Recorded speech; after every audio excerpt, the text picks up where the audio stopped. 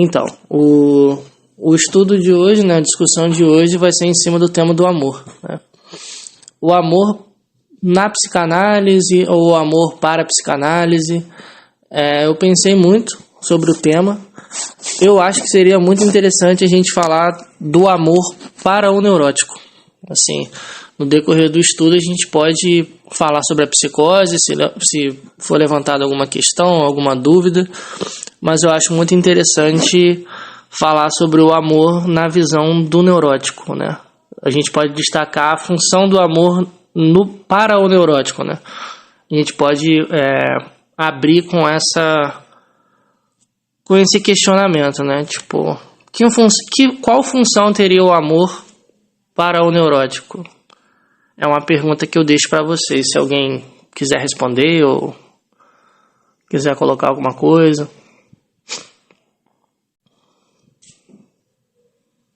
Ele seria sistemático, muito organizacional, Daniel? É uma resposta sua, né? Alguém tem outra para usar de contraponto?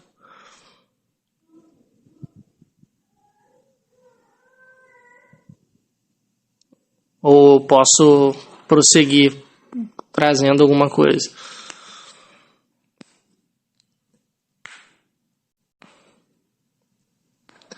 Olha, eu não enxergaria dessa forma. Se eu pudesse responder essa pergunta que eu coloquei, a função do amor é dar sentido. Acho que a gente pode começar com essa primícia. O amor para Freud, a gente precisa voltar lá atrás no mito de Narciso. Claro que existem várias versões, mas a versão que a gente vai falar um pouco sobre o amor hoje é a versão que diz respeito ao Narciso, né, ter olhado, né, a sua imagem refletida na água, né, e se apaixonado, né? Houve um enamoramento pela imagem. Só que essa imagem que ele se enamorou, né, que ele se apaixonou, era o próprio eu dele. Então, assim, em termos simples, a gente pode dizer que o Narciso se apaixonou pela sua própria imagem e não pelo outro que refletia, no caso, nessa imagem, né? Então, assim, esse é o primeiro ponto que dá para a gente começar a conversar e pensar o amor para Freud, né? O amor para Freud, ele é narcísico. Então a gente pode começar com essa sentença, tipo, quando o eu, né? Quando o sujeito ama um outro, em outras palavras, inconscientemente, ele ama a si mesmo através da imagem desse outro. Então, tal qual foi, né, no caso, no exemplo que eu dei de Narciso.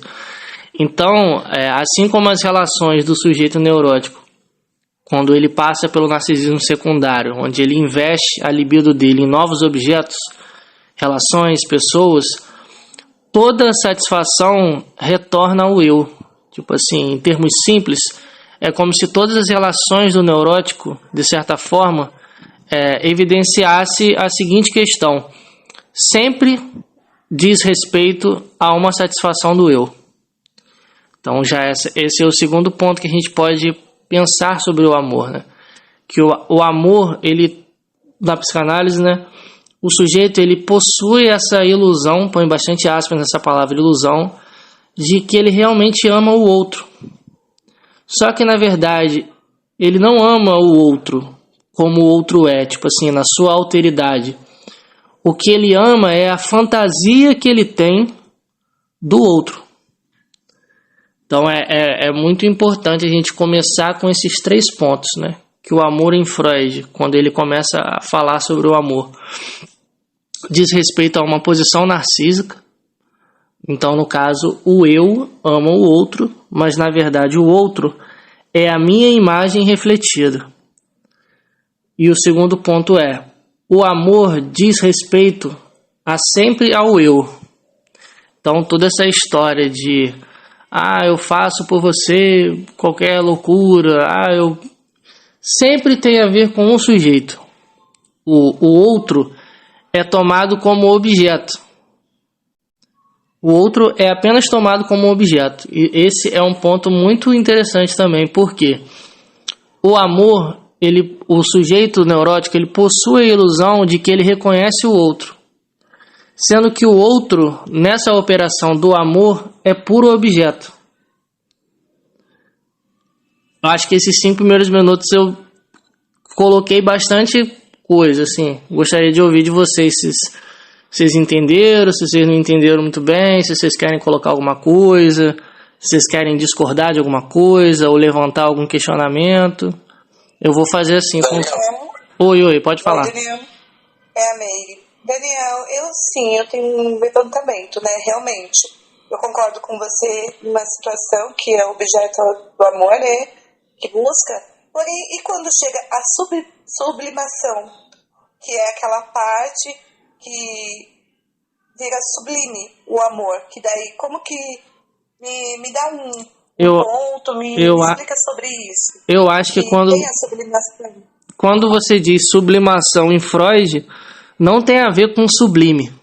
Eu acho que já a confusão já começa aí. A sublimação para Freud é outra coisa, assim. O amor que eu, no caso, coloquei aqui é esse movimento que o eu tem em relação ao outro. Vou te dar um exemplo. A maioria das relações, quando você se apaixona por outra pessoa, vamos dizer que João se apaixona por Maria. O que ele encontra em Maria é aquilo que ele gostaria de ter, aquilo que ele... As expectativas. Isso, aquilo que ele um dia já foi. E também tem outro traço, que o amor, esse também é outro tópico que a gente pode colocar. A maneira de amar de todo sujeito neurótico nasce no complexo de Édipo. A maneira de amar de todo sujeito neurótico nasce no complexo de Édipo. Então, eu não gosto de usar esse termo grande parte, mas assim, é comum encontrar com frequência o objeto de amor do sujeito, de alguma forma, remeter ao Édipo. É aquela velha história de... Dos nossos pais? É isso? Isso. Que vem dos nossos pais, que a gente busca algo para completar aquilo que a gente teve com a nossa infância, com o pai, com o genitor que cuidou da gente quando era criança. Isso, vou te dar um exemplo. Digamos que um rapaz de 25, 26 anos se interesse muito por mulheres maduras. Assim, não é uma regra. Não estou dizendo que rapazes mais novos que se interessam por mulheres maduras têm uma questão edípica. Não é isso que eu estou falando. O exemplo que eu estou dando vamos colocar a mãe desse rapaz. Vamos dizer que essa mãe era uma mulher protetora, era uma mulher que cozinhava muito bem, era uma mulher muito carinhosa, era uma mulher muito enérgica e era uma mulher que, em algumas vezes, ela gostava muito de se exibir. Vamos colocar dessa forma. Aí esse mesmo rapaz que eu estou dando o exemplo, de maneira inconsciente, todos os objetos dele de amor, todas as parceiras dele, têm em comum essa característica de serem mulheres carinhosas, que cozinham bem, que são enérgicas. Qualquer mulher que foge desse padrão inconsciente dele, torna-se uma questão. Então, o que eu dei nesse exemplo assim bem fictício? O sujeito neurótico, ele busca encontrar no outro essa figura de amor que remete ao Édipo, a um dos genitores. Mesmo caso é o exemplo do dedo podre, por exemplo. Vamos dizer que uma garota, o pai dela era um cara ausente, era um cara que bebia muito, era um cara abusivo com a mãe. Aí ela cresce e um cara bom, assim, de boa índole, carinhoso, prestativo, presente, de boa família, se interessa por ela. E ela, de certa forma, não está muito aí pelo cara. E ela só se relaciona e só se apaixona por homens que têm algum problema com alcoolismo, homens que não dão tanta bola para ela, que não mandam tanta mensagem, que se colocam, de certa forma, numa posição assim, muito ausente, encontra ela de vez em quando. Esse tipo de parceiro, ela tem um enamoramento absurdo. Porque a escolha dela de objeto inconsciente, tudo que eu tô falando aqui é inconsciente. Quando for consciente eu vou falar, isso aqui é consciente. Mas assim, a escolha de objeto dela inconsciente remete a essa figura. Então, o exemplo que eu estou dando aqui é um exemplo bem fictício, embora seja real, né? Mas assim, é um exemplo figurativo do que pode acontecer. Porque as suas escolhas amorosas, por mais que o sujeito acredite que seja consciente, por mais que você acredite ou o outro acredite que existem certos tipos, fulano de tal é meu tipo, fulano de tal não é meu tipo. Essa palavra tipo soa como se fosse uma opção. Eu gosto desse tipo e desse tipo não. Sendo que a escolha é sempre feita antes de você. A escolha escolhe por você. É sempre uma escolha inconsciente. O sujeito não se dá conta dessa escolha de objeto que remete ao Édipo. Eu não estou dizendo que toda escolha amorosa diz respeito a uma cena ou um dos genitores, uma das figuras edípicas. O que eu estou dizendo é que, em grande parte, na maioria dos casos, sim, entendeu? Então, o amor também tem essa face de certa forma, trata-se de uma trama edípica. A forma e a maneira como o sujeito ama se dá através também do complexo de Édipo. Entendeu? Daniel, só mais uma dúvida. Você veio falar sobre o pai alcoólatra, e quando tem a aversão, né? Que a filha não aceita ficar, né, no inconsciente ou é consciente dela? Porque tem pessoas que procuram, como você acabou de citar, os dedos podres, né? Então, meu pai foi alcoólatra, meu pai foi uma pessoa que teve várias mulheres, e ela começa a buscar homens relacionados a isso. Mas e quando a pessoa fala assim, meu pai foi alcoólatra, mas eu não quero de maneira alguma namorar alguém que tenha o alcoolismo, mas alguma você percebe essa versão. Você percebe o que você falou? Eu não vou namorar alguém alcoólatra porque o meu pai é alcoólatra. Tá falando de Édipo também. Isso. A escolha dela tá sendo contrária, mas tá falando do pai dela também. A escolha dela de objeto... Mas existe isso também. Existe aversão. Sim, existe. O que eu tô falando aqui não é uma regra. Eu tô dando um exemplo figurativo para você tentar compreender o que eu tô querendo dizer sobre essa escolha de objeto, que é sempre inconsciente. Se dá no Édipo. Oi. Daniel, Oi. Eu entendi que a questão que a Meire colocou, ela quer saber se isso é uma escolha consciente de justamente buscar o oposto ou inconsciente. É consciente, né, no caso? Inconsciente. Por mais que ela diga que... Inconsciente também, que ela faça a escolha. Por mais que ela diga que seja consciente, é inconsciente. É a versão, né, Daniel? Obrigada, Fabiola. Isso. É a versão pela que é a repulsa, né? Ela sente. Exatamente. Obrigada, Daniel. Obrigada. Show. Fabiola. Alguém tem outra questão para colocar? Alguma discussão, dúvida, pergunta? Ou pode prosseguir para outro ponto?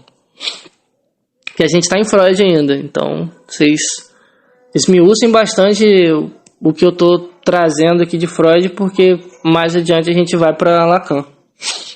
Daniel, Eu tenho. Oi? Eu tenho mais uma dúvida. Não, é porque acabou que eu fiquei na dúvida. Então, quando ela faz a opção de escolher um companheiro diferente do pai, a escolha é inconsciente? Mas você percebe que quando você usa o termo ela faz a escolha, não dá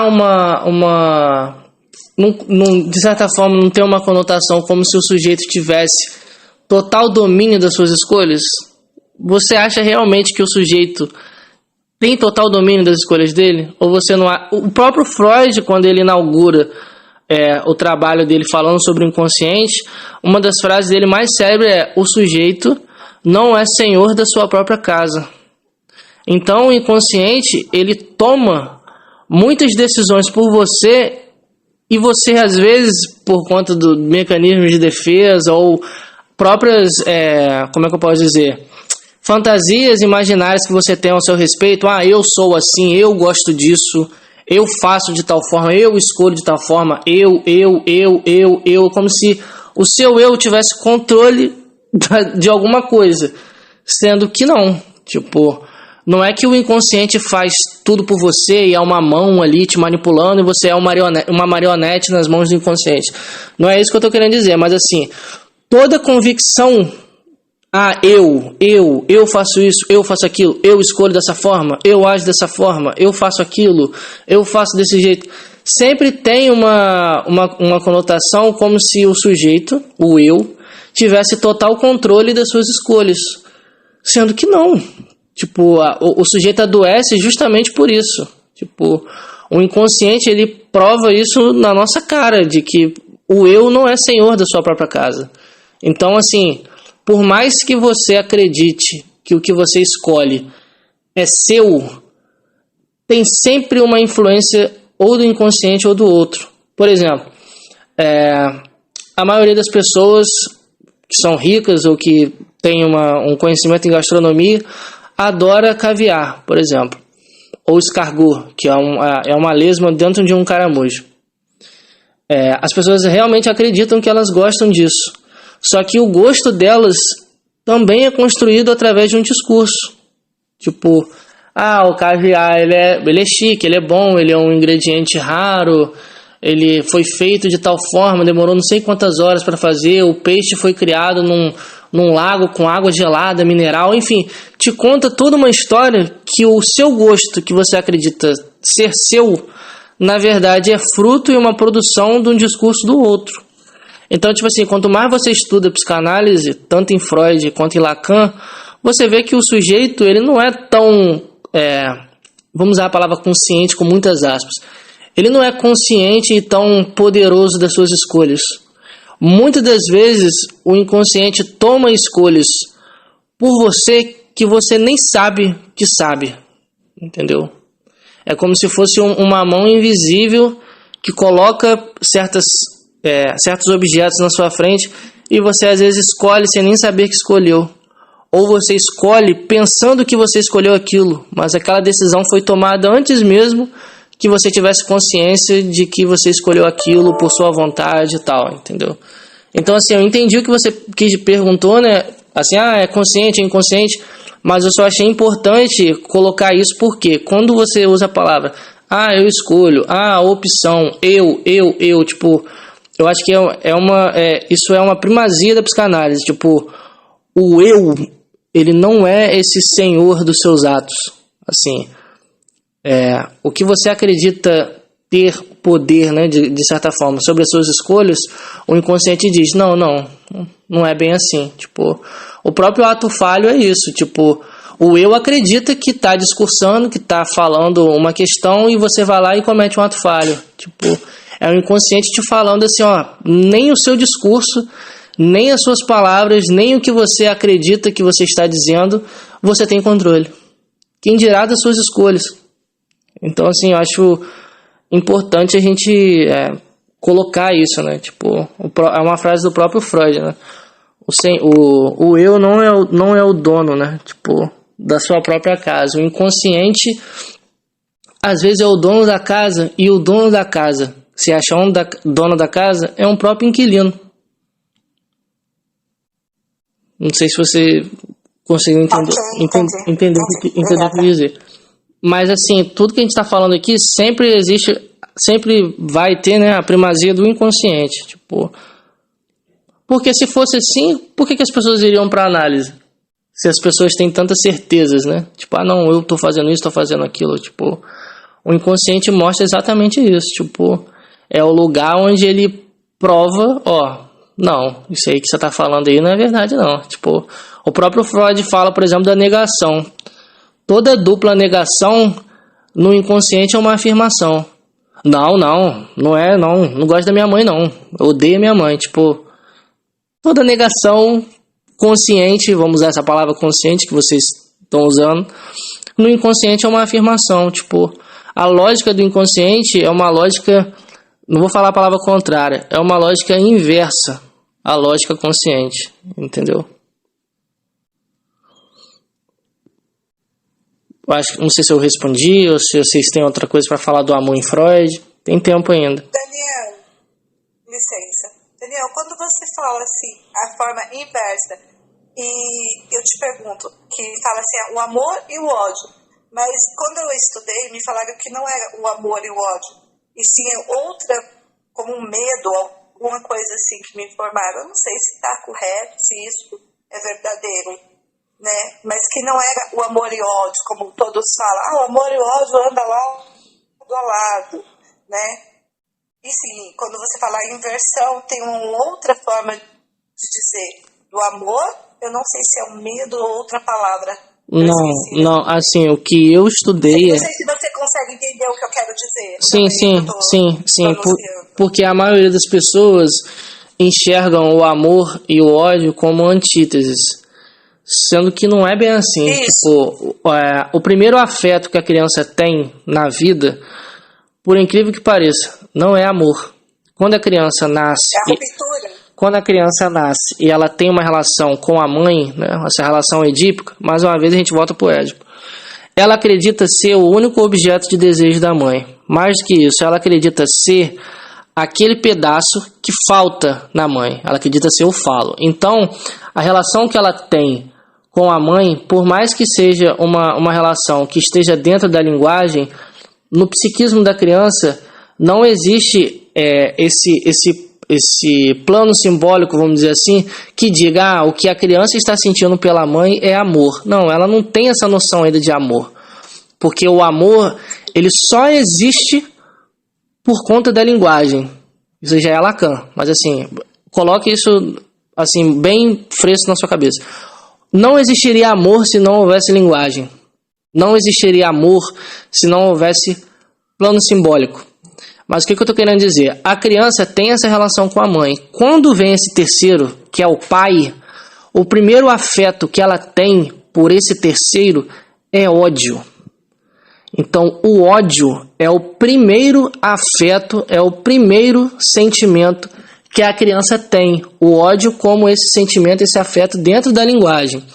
Então, a primeira linguagem de afeto que a criança tem no período edípico é o ódio. Esse é o primeiro ponto.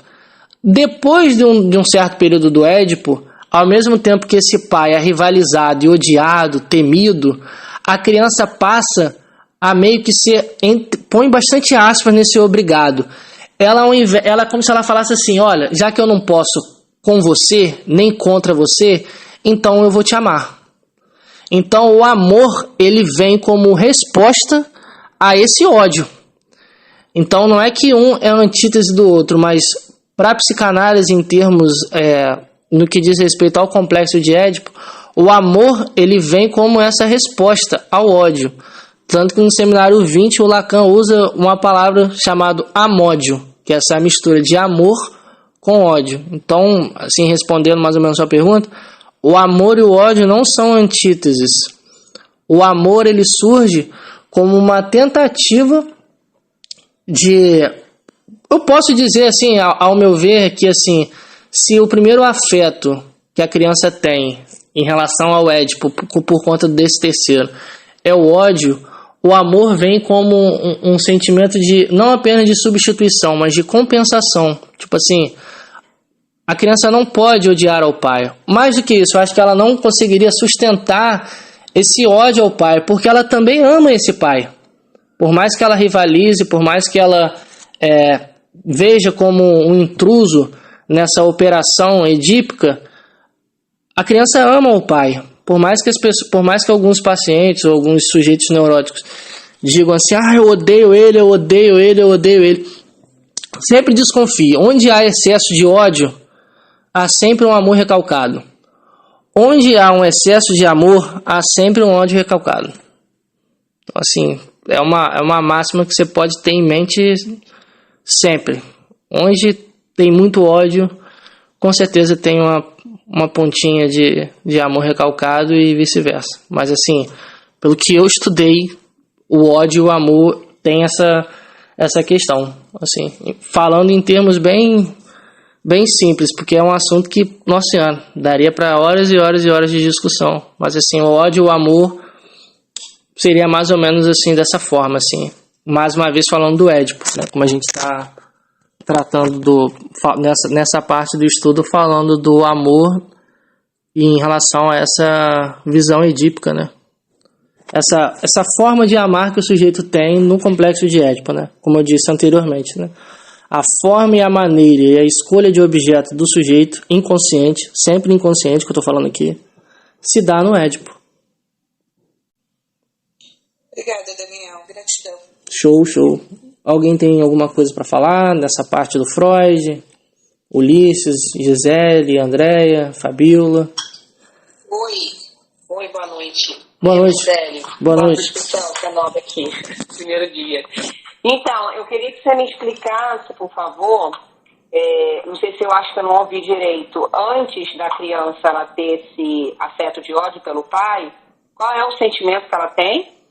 Foi o que eu te disse, assim, Pela mãe? dá pra gente usar a palavra, em termos de linguagem, amor. A criança nutre um amor pela mãe, mas assim, o que eu tô falando aqui em questão é que o amor, o que a gente conhece como amor, ele é fruto da linguagem. Só existe amor por conta da linguagem. Animais não se amam. Eles transam, procriam, mas assim, o amor, ele só existe dentro da linguagem. Sem a linguagem não existiria amor. Mas assim, o que eu estou querendo dizer é que a criança tendo essa relação com a mãe, essa relação edípica, essa relação de mútua satisfação pulsional, onde o corpo da mãe é ao mesmo tempo objeto supremo de desejo e de afeto e de fantasia da criança e vice-versa, não existe essa linguagem do amor ainda, porque a criança ela não reconhece esse afeto no sentido simbólico, porque ela não reconhece a mãe como um outro. Ela acha que a mãe... Ela não sabe o que tá sentindo. Isso, não, ela acha que a mãe e ela são parte de um corpo só. O pai é o primeiro outro que ela odeia, é um terceiro, é tipo assim, quem é você? O que você está fazendo aqui? Entendeu? Porque ela não reconhece que a mãe é um outro. Isso, ela não reconhece a mãe como um outro. Porque na fantasia dela, o corpo da mãe e o corpo dela são um corpo só. Não existe esse... A mãe não é um outro, por mais que a mãe seja o primeiro grande outro, mas, mais uma vez, isso é um termo lacaniano. Mas o que eu estou querendo dizer, assim, em termos freudianos, é que, assim, o afeto que a criança tem, em termos de linguagem, em termos de simbólico, em termos de reconhecer o outro, primeiro é o ódio. Por esse terceiro que está atrapalhando ali a relação que ela está tendo com a mãe dela. Essa relação simbiótica de mútua satisfação, onde essa criança acredita que ela é o único objeto de desejo da mãe, que ela é o objeto supremo de desejo da mãe, e a mãe é esse objeto supremo de, põe bastante aspas, amor da criança, entendeu? Mas o ódio vem justamente como esse sentimento de tipo assim, o que esse cara tá fazendo aqui? O que essa pessoa tá fazendo aqui, atrapalhando a minha relação, entendeu? Seria mais ou menos dessa forma. Entendi, obrigada. Show. André, quer falar alguma coisa? Ulisses? Ou pode prosseguir?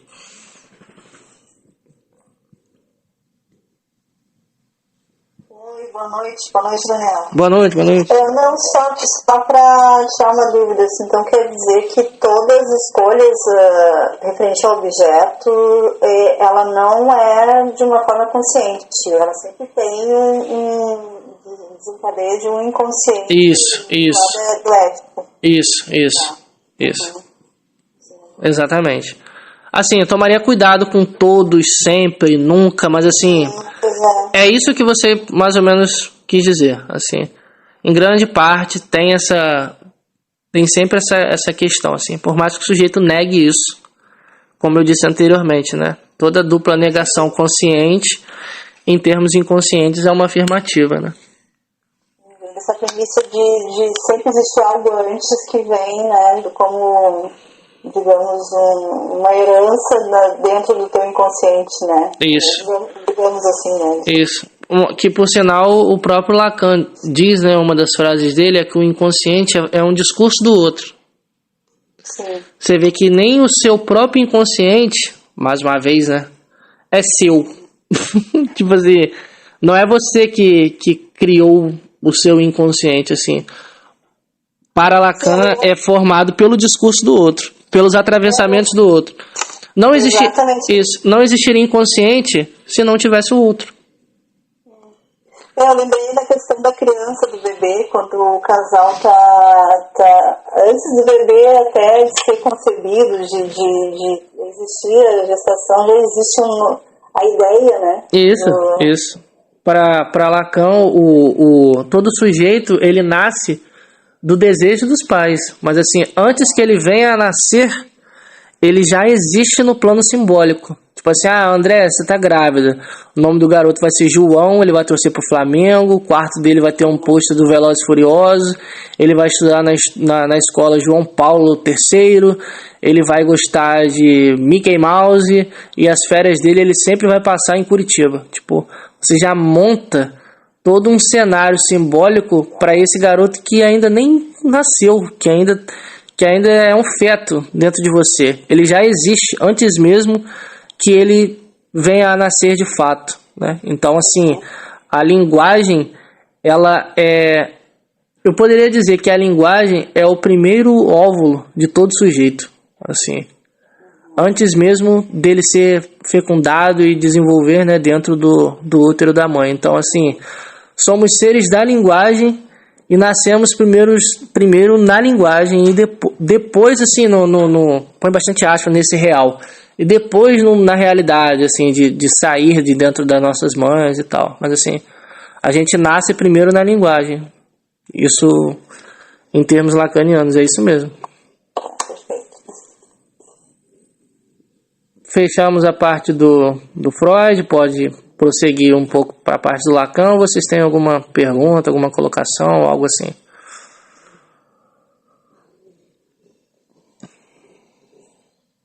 Ou posso prosseguir?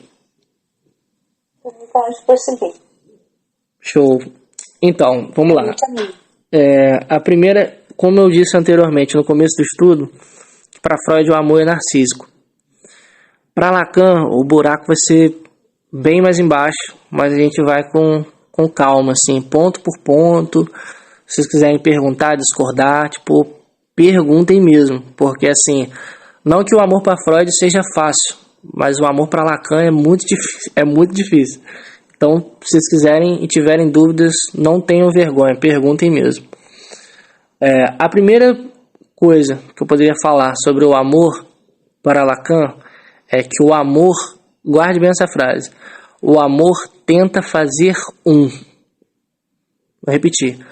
O amor, ele tem como finalidade a tentativa do sujeito fazer um. Então, a gente pode pensar, por exemplo, na música do Fábio Júnior, né, das metades da laranja, essa ideia de a tampa da minha frigideira, essa ideia de você me completa, essa ideia de eu não sou ninguém sem você. Então, assim, a segunda coisa que a gente tem que ter em mente também é que só ama quem tem falta e quem admite a sua falta. Só ama quem tem falta e quem admite a sua falta. Esse é o segundo ponto. O terceiro, só ama quem admite, reconhece e entrega a sua castração ao outro. Então, assim, vamos bem devagar.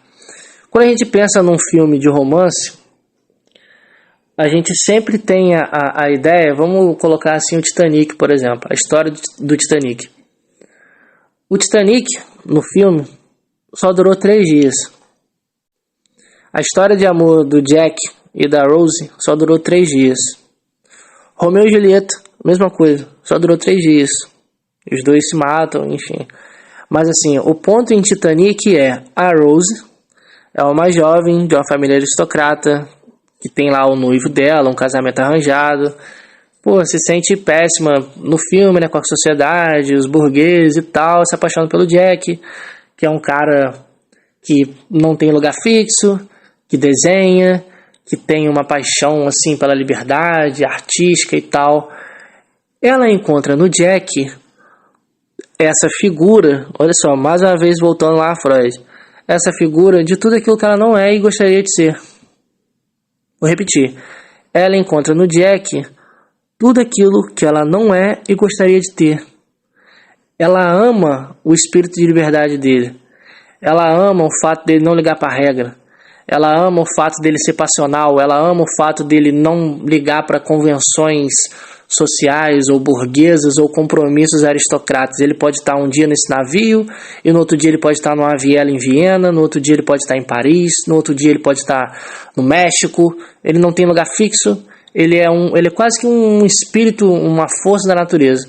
Então ela se apaixona pelo Jack. Sim, a gente precisa acreditar nisso. Tipo, o amor para Lacan, ele é uma historinha. Ele pode ser ou não uma ilusão, isso também já é outra discussão, mas é uma história que a gente precisa acreditar. O neurótico, guarde bem essa frase, o neurótico, ele precisa acreditar no amor. Tipo, justamente como eu disse anteriormente, lá no começo do estudo, porque o amor, ele traz essa ideia de dar sentido. O amor, para o neurótico, ele dá sentido. E ele tem essa questão do fazer um.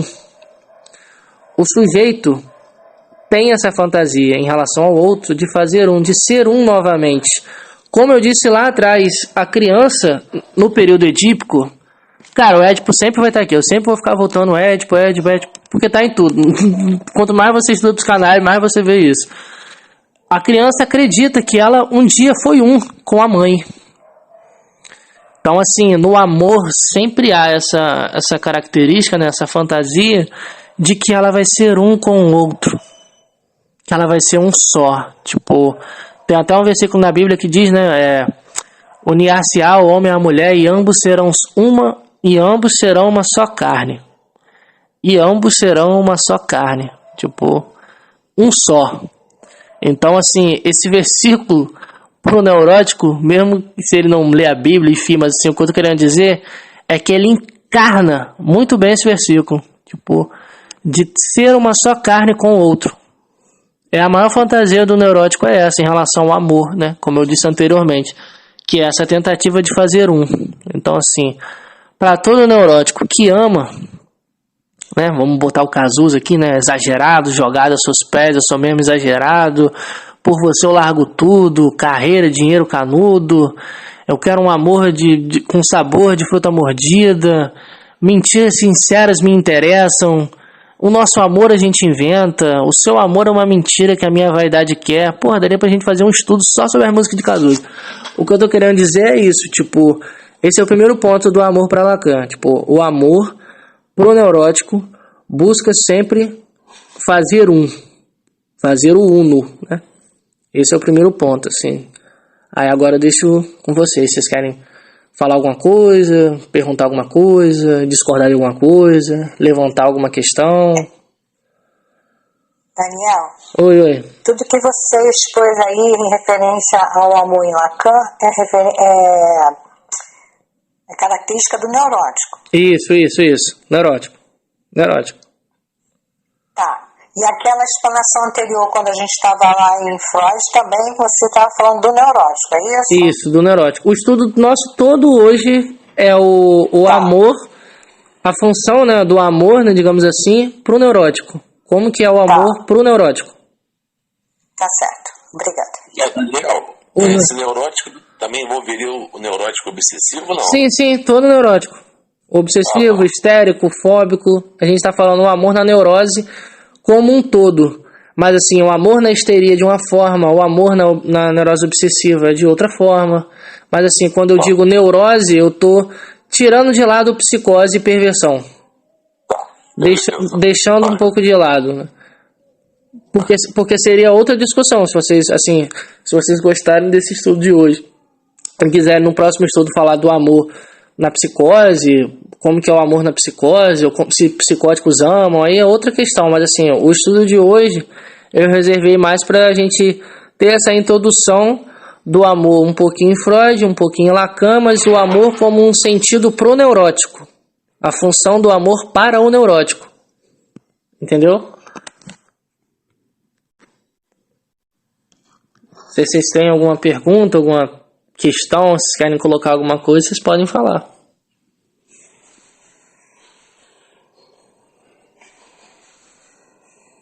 Ou pode prosseguir? Vocês estão conseguindo me ouvir? Por mim, tudo bem. Também, por mim. Show. Vamos trabalhar então outro ponto, assim, bem devagar e aos poucos. O amor pro neurótico, ele além de ter essa fantasia de que vai fazer existe também uma questão muito importante, que é a castração, que mais uma vez a gente retorna para o Édipo. Para amar é preciso faltar. Vou repetir essa frase. Para amar é preciso faltar. Não é possível amar se o sujeito não falta. Não é possível amar se o sujeito não falta. E se o sujeito não oferece a sua falta ao outro. Vou repetir.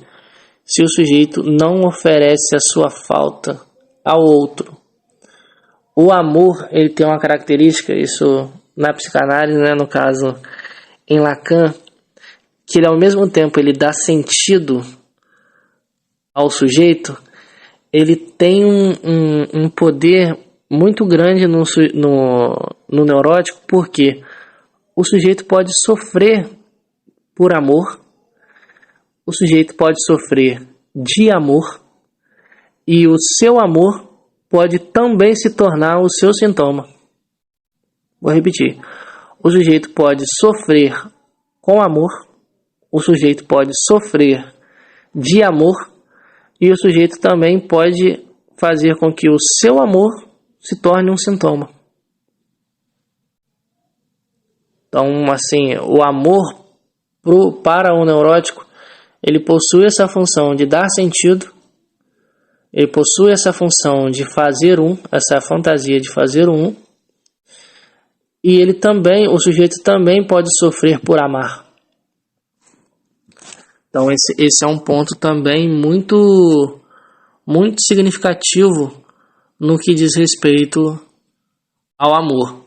Mas assim, tem outro ponto também que é muito recorrente, que é o que eu falei lá atrás da questão com o ideal. Assim, lembra que eu disse que o sujeito ama o que ele gostaria que o sujeito fosse. Um exemplo prático disso, se a gente pode usar essa palavra prático, é que o amor, ele pode até reconhecer o outro, em alguns casos, mas ele não admite o outro. No fundo, o sujeito continua amando a sua fantasia. Vou dar um exemplo disso. O casamento, para pessoas que são monogâmicas, que são casadas, né, sempre tem essa parada de tipo assim, eu descobri fulano no casamento, eu não suporto fulano, e a pessoa vai lá e termina. No namoro era 1000 maravilhas, nos 3 primeiros meses da paixão era 1000 maravilhas, mas casou, o encanto acabou. Porque no namoro, o sujeito namora, o sujeito se enamora. Vou repetir, o sujeito se enamora. No casamento, vamos dar esse exemplo aqui, né? O sujeito conhece o outro na sua alteridade. Então existe uma problemática muito grande para o sujeito entre amar o outro como ele realmente é e amar o outro como sua fantasia. Então, a maioria dos neuróticos não amam o outro, amam a fantasia que eles possuem em relação ao outro. Então, assim, a gente, tanto em Freud quanto em Lacan, a gente vê que a psicanálise tem uma visão um pouco mais, assim, não tão romântica do amor, né? Tipo, para Freud o sujeito ama a si mesmo, para Lacan o sujeito tem essa questão com o outro como esse que vem me completar, né? Como esse que vem dar sentido, como esse outro que vai fazer comigo. Então, assim, tanto em Freud quanto em Lacan, a gente percebe que o amor, no final das contas, diz respeito sempre ao eu. Então, assim, esse é um penúltimo tópico do nosso estudo, né, que a gente já tem 45 minutos aqui falando sobre o amor. Ainda tem 10 minutos, porque eu acho que essa chamada vai terminar em 55. Foi uma pequena discussão que a gente teve, né, um pouco em Freud, um pouco em Lacan. Eu vou deixar esses últimos 10 minutos com vocês, se vocês quiserem falar alguma coisa, se vocês quiserem perguntar alguma coisa, questionar alguma coisa. Aí vocês podem... Sim, Daniel, eu tenho uma dúvida referente, né, que você fala do amor, mas antes do amor, que eu falei pra você que quando chega o amor, né, que vem a sublimação que eu falei, por quê? Porque antes, quando tá aí namorando, vem a paixão, certo? Que é aquela paixão avassaladora, que quer o outro, que quer todo momento tá com o outro. E aí quando você fala aquela parte que ele começa a ter um casamento, começa a conhecer a pessoa, ver os defeitos que as pessoas têm, porque ele não tem mais aquela expectativa, ele cria uma expectativa sobre o outro, né, que é a própria expectativa que ele queria, né, e naquele momento, me corrija se eu estiver errada, por favor, tá, é o meu pensar, naquele momento que ele descobre a falha do outro, então aí vem aquela parte da sublimação, que ele vai amar o outro mesmo com todos os defeitos. É isso, mais ou menos? E já a paixão ela é algo que deve ir ao crime passional, né? Porque a pessoa fica angustiada, desesperada. Isso também está na parte dos neuróticos, Daniel? Eu tenho muita dúvida sobre isso. Eu entendi o que Não sei se você entendeu o que eu quero dizer. Não, eu entendi o que você quis dizer, mas eu vou repetir mais uma vez. Essa palavra sublimação relacionado com sublime que está sendo o problema. Sublimação não tem a ver com amor, nesse sentido. Assim, quando o outro reconhece que tem defeito e a pessoa começa a amar o outro como ele realmente é. É um movimento completamente contrário a esse amor que a gente está falando, né? Esse amor narcísico. Ele é possível? Sim. Eu acredito nesse tipo de amor? Sim, eu acredito. Mas eu não usaria a palavra sublimação. Sublime dá essa ideia, né, de algo que está, sublime, acima e tal. Mas assim, sublimação em Freud é algo completamente diferente. Eu vou te dar eu não vou entrar tão adentro do que é a sublimação, porque sairia muito do contexto do estudo, mas eu vou te dar um exemplo. Imagine que você tem um filho de 6 anos de idade, 7 anos de idade, que ele é muito agressivo. Ele tem uma agressividade assim enorme. Ele bate nos cachorros, ele pega os gatos na rua e puxa o rabo.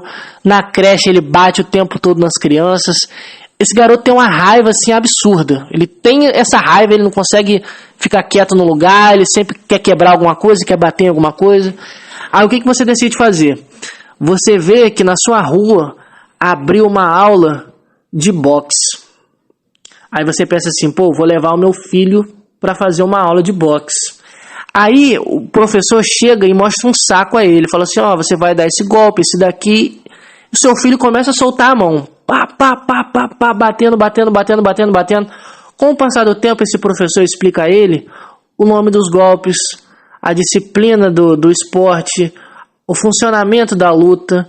Esse seu filho começa a ter uma relação com outras crianças. Só que esse seu filho, toda sexta-feira, tem um treino que é chamado sparring, que é um treino de corpo. Nesse treino de sexta, dentro de uma série de regras, com a visão do professor, com a presença do professor, o seu filho desce a mão em todo mundo. Mas está dentro de um lugar onde existe uma regra, onde ele descarrega essa raiva que, se por exemplo fosse na creche, você poderia ser chamado pela direção. Isso é sublimação. É quando o sujeito pega um desejo, um afeto, um sentimento, enfim, ele desloca para outro lugar. E isso é sublimação. Eu não vou entrar tanto adentro, mas assim, toda vez que você fala sublimação, você lembra desse exemplo. Em termos assim, sociais, né? Esse garotinho que eu tô dando um exemplo fictício, no box, a raiva dele não apenas é evidenciada ou aceita, mas ela é comportada, ela está dentro de um sistema onde ela é aceita. Então a sublimação para Freud diz respeito, em termos bem simples, né, dando esse exemplo, a isso, é esse deslocamento de um afeto para um outro objeto que de certa forma possa ser aceito em termos conscientes e sociais, né? No caso, seu filho não vai poder meter a porrada nos coleguinhas da turma dele, mas nas sextas-feiras no treino, com equipamentos e com a presença de um professor, ele pode. Então, assim, toda vez que você pensa sublime, é uma coisa. Quando o sujeito alcança um nível de aceitar o outro como ele realmente é, ele deixa de estar nessa posição desse amor narcísico e passa a ter um amor mais sublime. Você pode usar esse termo sublime, mas assim, sublime não tem a ver com sublimação. E sublimação não tem a ver com amor, pelo menos não nesse sentido que a gente está falando, entendeu? Eu acho que eu especifiquei errado. É sublime, perdão. É sublime. Isso, sublime. Uma palavra colocada, mal colocada. Isso, mas assim, o seu pensamento tá certo. Tá certo, exatamente isso. Por isso eu tô te falando, eu entendi o que você quis dizer, mas assim, essa palavra sublimação que dentro desse contexto é problema. Sublimação, isso. Sublime, isso. Que vai, assim, porque você aceita o outro, assim, você tem um amor mais calmo, é calmaria, isso. tranquilidade. É diferente da paixão avassaladora. Isso, exatamente. É isso que eu quis te dizer, mas talvez eu não consegui passar para vocês, entende? Mas é exatamente isso mesmo. É isso, Daniel. Obrigada. Como eu falei, porque a paixão, ela vem, né, que fala da paixão, né? É uma paixão que ela vem, quando é apaixonado, eles acabam cometendo até atos que pode levar à morte, dependendo do que a pessoa sente naquele momento. Uhum. Não sei se eu estou errada, me corrija, por favor. Eu entendi o que você quis dizer. O Ulisses quer falar alguma coisa? Rapidinho só. Daniel, olha só, dentro desse conceito que você trouxe de Lacan aí, a questão amorosa, o amor em si, comportaria também a distinção, como a Miri falou, da questão do sentimento de posse, da paixão, da questão da patologia.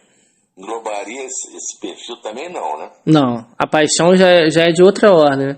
Você mesmo usou a palavra, né, patos, né, de doença, a paixão, o objeto que a paixão tem, olha só, por incrível que pareça, na paixão, o objeto é o outro.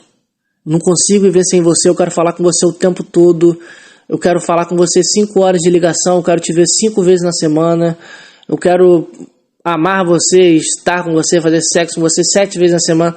Na paixão, só existe o outro. Na fantasia do neurótico. Entendeu? Por isso que paixões são volúveis. Tipo assim, dura 2, 3 meses. A melhor forma de entender paixão é com um adolescente. Um adolescente, ele tem um amor da vida dele a cada 3 meses. Ele namora 5, 6 vezes no ano. Então a paixão tem essa característica de tipo assim... É uma maneira obsessiva de amar. Põe bastante aspas nesse amar, mas assim, na paixão, o outro é o principal protagonista. Ou melhor, é um monólogo. O outro é o protagonista.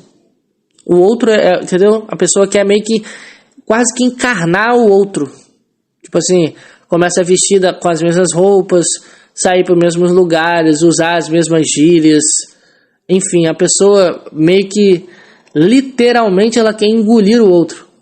A paixão, ela tem muito essa coisa assim avassaladora, essa coisa a paixão, ela tem uma característica de algo assim como um furacão, como um evento assim que é louco, que você não consegue explicar, uma coisa assim que de descabelar, entendeu?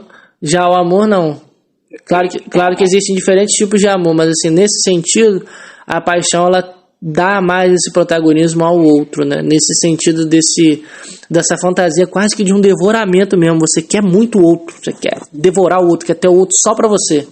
Só existe o outro. Entendi, valeu. Show. Fabiola, tem 3 minutos. Andréia, Gisele, quer fazer algum comentário, alguma coisa?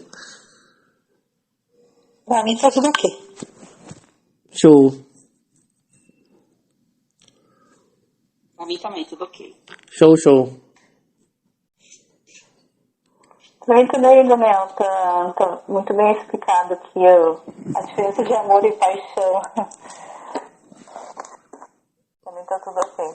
Só acho assim que é um assunto que rende mais, né? Isso, rende Ser muito. mais falado. Se vocês quiserem semana Pra que vem, ser a gente... muito mais entendido. Isso, Muito melhor entendido. a gente pode fazer na semana que vem uma segunda parte sobre o amor, né?